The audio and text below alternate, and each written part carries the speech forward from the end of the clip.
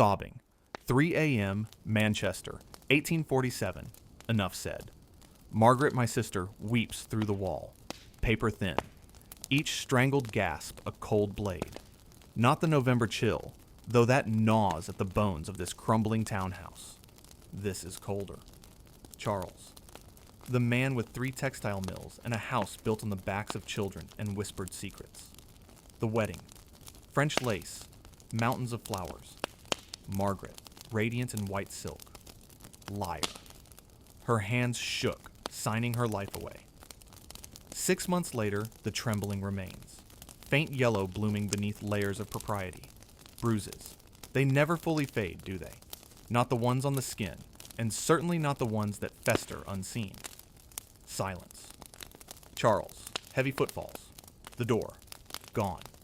Another night survived. Tomorrow, a high-necked dress. Powdered throat. Tea. Steady hands. Weather small talk. Charles. Newspaper. Servant complaints. The sounds of the night. Unspoken. A husband and wife. Sacred. Private.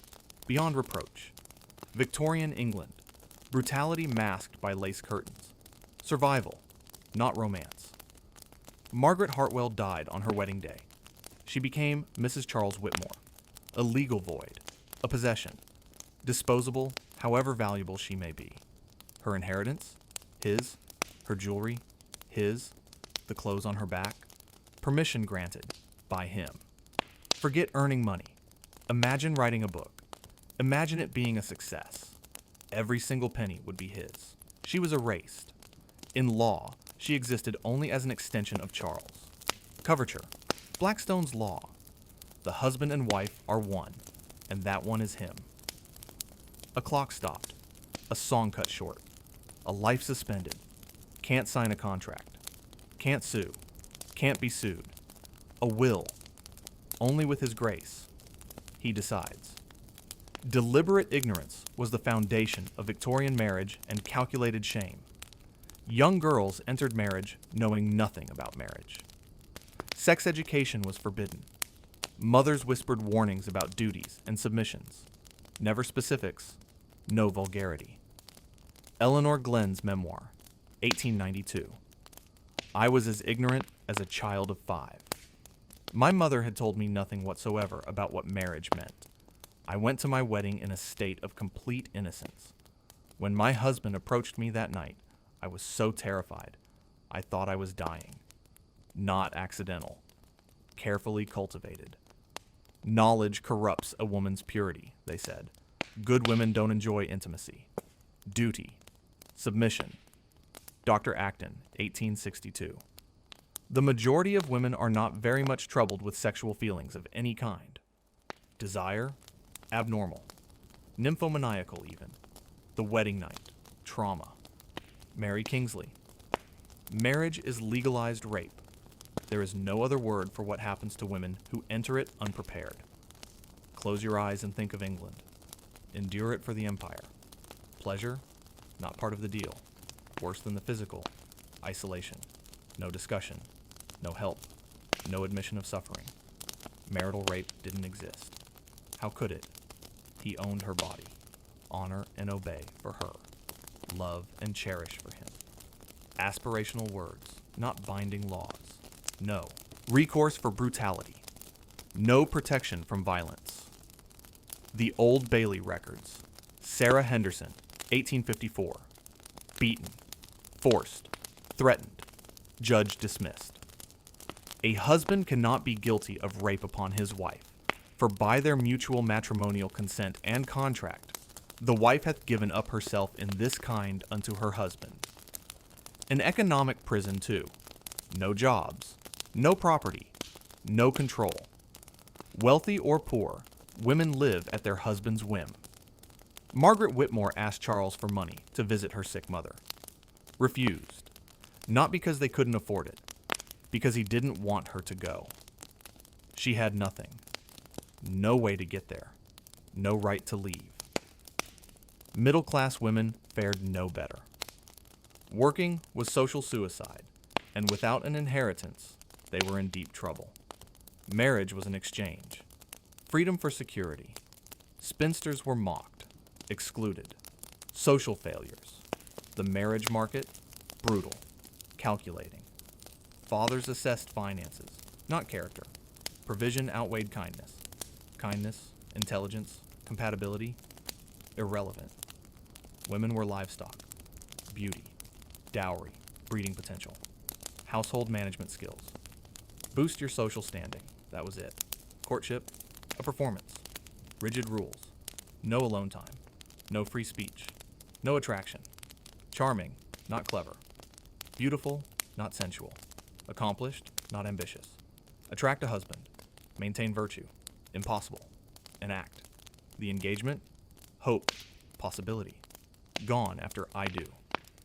Emma Darwin, a pianist and correspondent, became a devoted wife and mother. Her world shrank.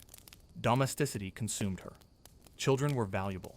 Pregnancy and birth were dangerous. 1 in 200 died. Queen Victoria hated it. Pregnancy was nothing more than being like a cow or a dog, she said. No reliable contraception. No safe abortion. Gamble with every pregnancy. Ignorance worsened the situation. Women's bodies flawed. Their reproductive organs made them prone to hysteria. The uterus was the culprit. Treatment was psychological torture.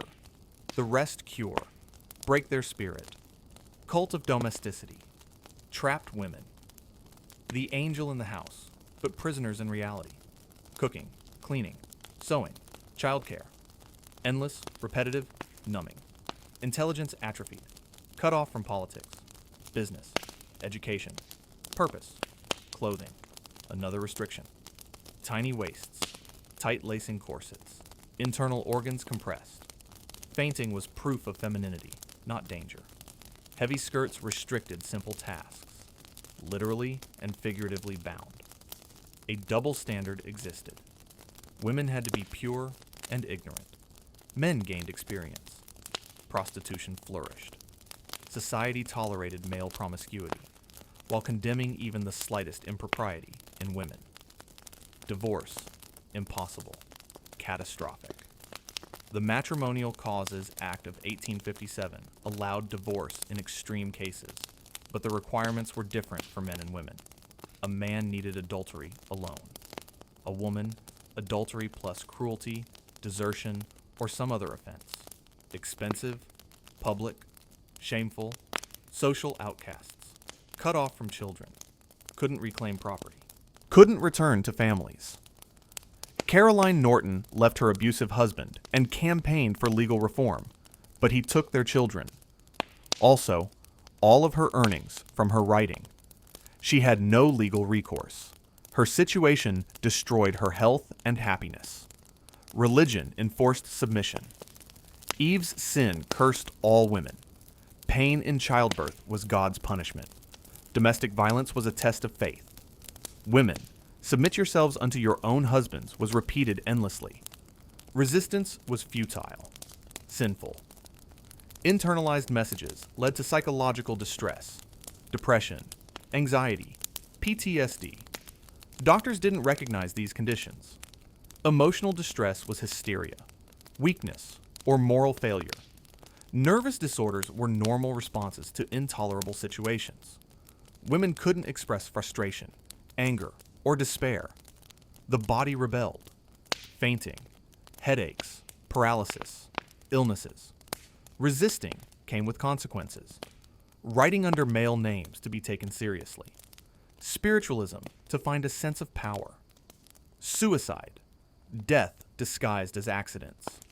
The rates of female suicide in Victorian England were higher than official records suggest, hidden by families ashamed of the stigma. Wealth brought resources, not freedom. Lady Constance Balwa. I am like a bird in a golden cage, well fed, well housed, but still a prisoner. The middle classes aspired to this prison. A woman who didn't have to work was proof of her husband's prosperity. Ornamental, a status symbol. Working classes faced brutal challenges, paid less than men, working outside the home and managing all domestic responsibilities. Industrial revolution created new forms of exploitation. Textile mills, dangerous conditions. Minimal pay. Industrial accidents were common. No legal protection. Sexual double standard. Women were vulnerable to assault. Pregnancy outside marriage was catastrophic. Infanticide was tragically common. Baby farming scandals showed no support for unmarried mothers. Legal system reinforced these inequalities. Women couldn't serve on juries, couldn't practice law, couldn't testify against their husbands. Rape cases were hard to prosecute because her sexual history mattered to her credibility. Medical profession was biased. Believed women's bodies were inherently pathological. Gynecology developed through experimentation on enslaved women. Racist and sexist assumptions influenced medical practice. Male doctors gradually took over childbirth. They had no practical knowledge. Midwives made things safer. The psychological impact was profound. Learned helplessness. Rebellion was futile. Suffering was inevitable. They had no power. They had no power. Frances Wright, a Scottish reformer advocating for women's rights, was denounced as a dangerous radical and driven from public life. Suffrage didn't emerge until the 1860s, facing opposition. Voting would destroy women's femininity. The opponents were defending male privilege and worldview. The marriage market became calculating. Love was a luxury. Young women were presented, attended balls, and were evaluated. Like livestock, their value determined by their appearance, family connections, and financial prospects. Good marriage was one chance. Old maids were damaged goods. Fear drove women to accept unsuitable matches, prioritizing security. Romantic love created disappointment. Women were told to marry for love, but were also expected to find that love within the narrow confines of their social class and family expectations. Companionship marriage promised equality. The power imbalance remained. Men still head of house. Psychology reinforced gender stereotypes. Women's brains were smaller. Education of girls reflected this. Some French, piano lessons. Superficial accomplishments. The goal was to attract husbands. Higher education for women was dangerous, causing mental breakdown or unwomanly behavior. Even wealthy families provided their daughters with only superficial accomplishments. A little French, some drawing, perhaps piano lessons. The goal was to make them attractive to potential husbands, not to develop their intellectual capabilities. Higher education for women was considered dangerous, likely to cause sterility, mental breakdown, or unwomanly behavior. The few women who did receive advanced education faced enormous obstacles. They were excluded from most universities, denied access to professional careers, and subjected to constant scrutiny and criticism. The first women doctors, lawyers, and scientists were treated as curiosities at best, dangerous aberrations at worst. Their success was seen as evidence of their unwomanly nature rather than proof of their capabilities. Respectability led to social control, constant monitoring and judgment by men and women, pressure to maintain appearances, time and money spent on clothing, grooming, social rituals. Cult of true womanhood created impossible standards. Simultaneously innocent and wise, strong and fragile, passionate and pure. Maternal, but eternally youthful. Intellectual, but not challenging. Morally superior, but powerless.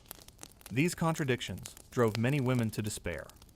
Hypocrisy, prostitution, actresses. Women are condemned as fallen. Madonna whore complex existed. The conditions in Victorian workhouses revealed the true attitude toward women who failed to conform to social expectations. Pregnant women, elderly spinsters, and other undesirable women were housed in institutions that were deliberately punitive.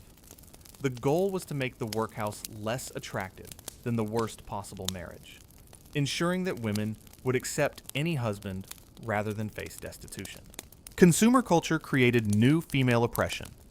Targeted as consumers, criticized for vanity. created demands for feminine consumption, condemned women for responding to that demand. The stores and magazines made women want new things. The beauty industry was powerful, created insecurities that it then promised to solve.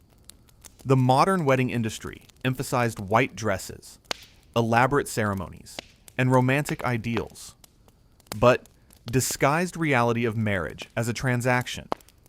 The white wedding dress symbolized the bride's transformation from person to property. Honeymoon tradition eased the transition from courtship to marriage, but for many, it was the first time they were a sexual obligation. The wedding can disguise a sex slave. Life insurance reflected women's dependence. Husbands take out policies on their wives' lives. Value was based on reproductive capacity. Photography documented women's lives.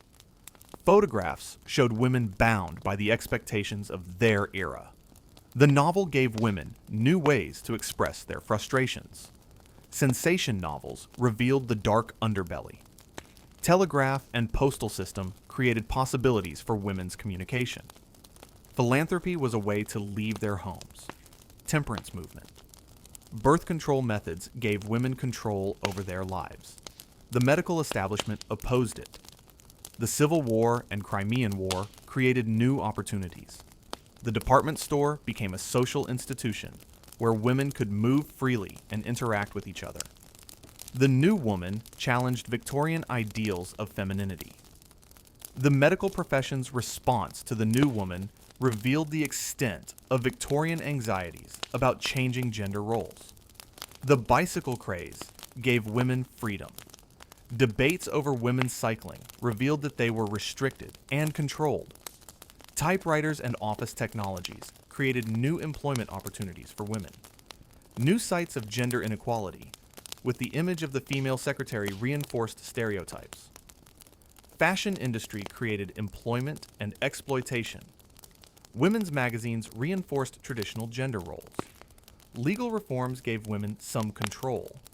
Women's property acts allowed some control. Emergence of women's suffrage movement demanded rights. The anti-suffrage movement was led by women who had internalized the ideology. The tactics of the suffrage movement evolved from polite petitioning to militant action, frustrated with slow reform, shocked violence with unfeminine behaviors. Government's violent response to the suffragettes used medical procedures as punishment. The force-feeding of prisoners was brutal to discourage the movement. The force-feeding was both physically dangerous and psychologically traumatic, designed to break women's will and discourage others from joining the movement. World War I in 1914 transformed debate over women's rights and roles, demonstrated capabilities and challenged traditions, revealed contradictions in a society depending on them, brought a partial victory for women's suffrage, brought new challenges. The return of male soldiers pressured women to give up their wartime jobs and return to domestic life. The ideology of separate spheres was reasserted, contained women's expanded aspirations. As the sun set on the Victorian era, Margaret Whitmore's world began crumbling. Certainties were challenged. The legacy of Victorian marriage shaped gender relations well into the 20th century. The groundwork was laid for activists and reformers. Their experiences created the foundation. The price of progress was women's pain. The Victorian era was not an aberration. The legal, economic, and social structures trapped women in abusive marriages, maintained society, and profited. The transformation of marriage didn't happen overnight. It was centuries of legal precedent, stripping women of rights and dignity. Victorian era was when subordination was the most complete. The Industrial Revolution created exploitation. Domestic became a site of unpaid labor. Medical establishment maintained. Religious institutions sanctified suffering. Educational systems didn't help. Legal systems denied abuse. Created hierarchies, dividing them. Competition for husbands created scarcity. Suffered alone, but solidarity was dangerous. Cost of the system was enormous. Brilliant minds trapped in domestic drudgery. Their era could have been human flourishing. The remarkable strategies created through this era had to resist. They created networks of support and expressed frustrations. Resistance and strength was shown from women. The movement wasn't about just voting. The legal reforms were results from the courage and persistence of women. Progress in these eras were dreams differed for generations. Those who died in childbirth and never had the chance. They built the movements and transformed the society. Women who resisted were making the world a better place. The oppression and suffering made their generation that much more meaningful. These oppressive systems were designed for oppression and created the desire for freedom. With centuries' worth of foundations in Victorian society, they used that for good instead of the oppression it was meant for. They laid the groundwork for something bigger than themselves. These women created intellectual organizations for movements that would eventually transfer society. Those experiences created a source of their strength to create a better world. Those women of great strength transformed generations. They did this by making the society equal instead of oppressive. Victory was incomplete, but real.